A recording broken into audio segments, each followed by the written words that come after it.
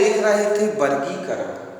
वर्गीकरण में कुछ विश्लेषण दिया है। प्लांटी मतलब होता है प्लांट वाले पौधे, छोटे पौधे, प्लांटी।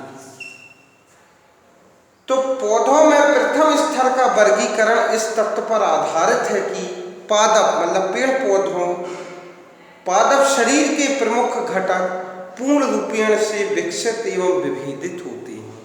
मतलब जो पेड़ पौधों का वर्गीकरण किया गया है इस आधार पर है इसके प्रमुख कि यह पूर्ण रूप से विकसित होते हैं अथवा नहीं।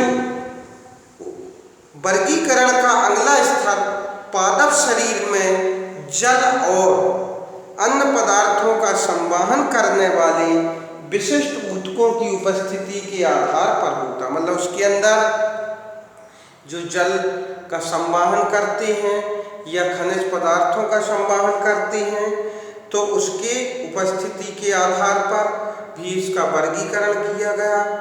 तत्पश्चात वर्गीकरण प्रक्रिया के अंतर्गत यह देखा जाता है कि पौधों में बीज धारण की क्षमता है अथवा नहीं है। और पेड़ पौधों में बीज धारण करने की क्षमता है या नहीं है यह भी देखा जाता है। कुछ पौधे बीज को धारण कर सकते अथवा नहीं। यदि बीज धारण की क्षमता है तो बीज फल के अंदर विकसित होते हैं अथवा नहीं। फिर आता है थैलोफाइटा समूह। थैलोफाइटा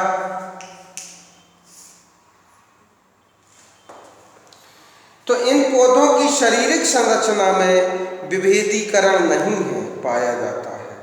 मतलब इन पौधों के जो शरीर की संरचना में देखा जाएगा तो कोई भिन्नता नहीं पाई जाती। इस वर्ग के पौधों को सामान्यतः शैवाल कहा जाता है। सूक्ष्म पौधे होते जो जल के अंदर पाए जाते हैं। ये मुख्य रूप से जल में पाए जाते हैं।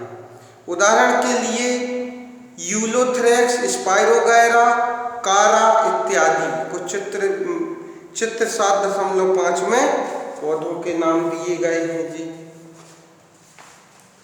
फिर आता है ब्रायोफाइटा।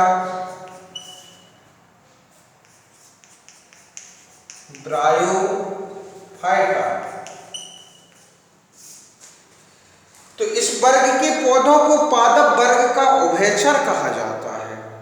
पादप वर्ग का उभयचर मतलब वो होते हैं जो स्थल में भी रह सकते हैं और जल में भी। जैसे जंतु वर्ग में उभयचर मेंढक होता है जो स्थल में भी रह सकता है और जल में भी। यह पादप तना और पत्तों जैसी संरचनाओं में विभाजित होता है। यह तना और पत्तों जैसी संरचनाओं में इसमें पादप शरीर के एक भाग से दूसरे भाग तक जल तथा दूसरी चीजों के संवहन के लिए विशिष्ट ऊतक नहीं पाए जाते। मतलब जल या जल के संवहन के लिए, खनिज पदार्थों के संवहन के लिए कोई विशिष्ट प्रकार के ऊतक नहीं पाए जाते हैं। जैसे बाकी पेड़ पौधों में जाइलम फ्लोएम पाए जाते हैं, इसमें नहीं पाए जाते।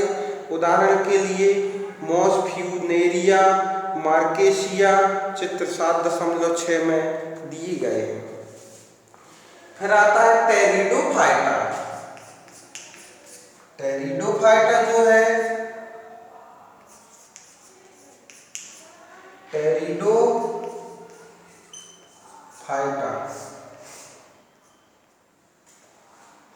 इस वर्ग के पौधों का शरीर जड़, तना तथा पत्ती में विभाजित होता है। इनमें शरीर के एक भाग से दूसरे भाग तक जल तथा अन्य पदार्थों के संवहन के लिए संवहन ऊतक भी पाए जाते हैं। उदाहरण के लिए मर्सिलिया, फर्न, हॉर्सटेल इत्यादि। थैलोफाइटा, ब्रायोफाइटा और टेरिडोफाइटा में नग्न भ्रूण पाए जाते हैं। मतलब नग्न भ्रूण मतलब जिसके ऊपर कोई कवच नहीं पाया जाएगा, जिन्हें बीजाणु कहते हैं। इन 3 समूह के पौधों में जनन अंग अप्रत्यक्ष होते हैं तथा इनमें बीज उत्पन्न करने की क्षमता नहीं होती है, अतः ये क्रिप्टोगेम कहलाते हैं।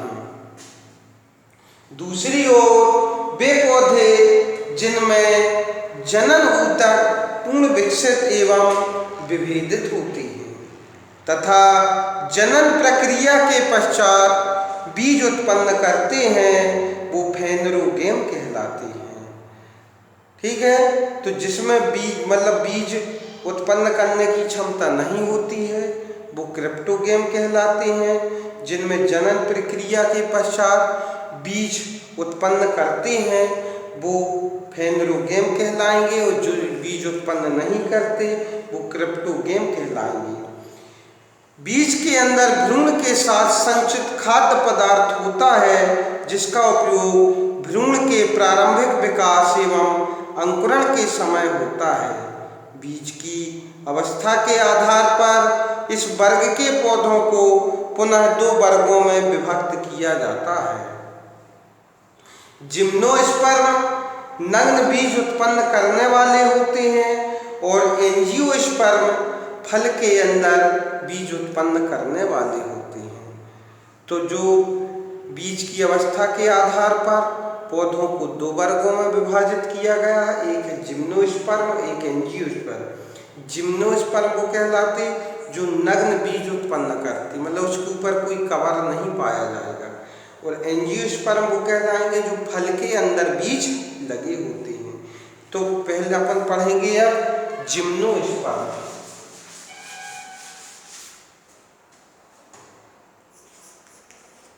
जिम्नोस्पर्म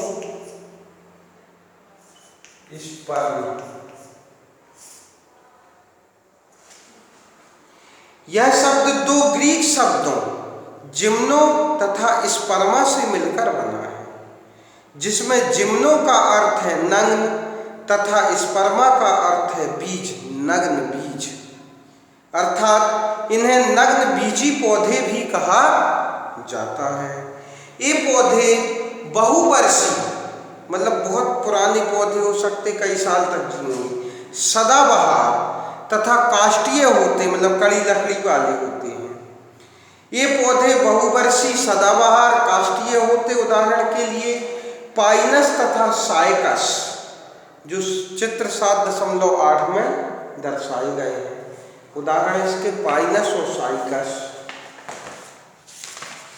फिर आता है एंजियोस्पर्म। तो एंजियोस्पर्म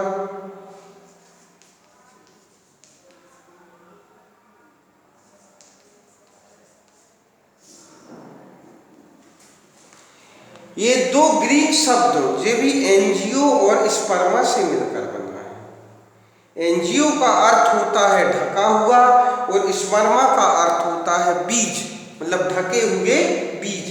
अर्थात इन पौधों के बीज फलों के अंदर ढके होते हैं। इनके बीज का विकास अंडाशय के अंदर होता है, जो बाद में फल बन जाता है। इन्हें पुष्पीय पादप भी कहा जाता है। इनमें भोजन का संचय या तो बीज पत्रों में होता है या फिर भ्रूणपोष में। बीज पत्रों की संख्या के आधार पर एंजियोस्पर्म वर्ग को 2 भागों में बांटा गया है। एक बीज पत्र वाले पौधों को एक बीजपत्री तथा 2 बीज पत्र वाले पौधों को द्विबीजपत्री कहा जाता है। पौधों के वर्गीकरण का आलेख चित्र 7.11 में दर्शाया गया है। आलेख है, इसमें दिया गया है। अब इसको कल आगे पढ़ेंगे।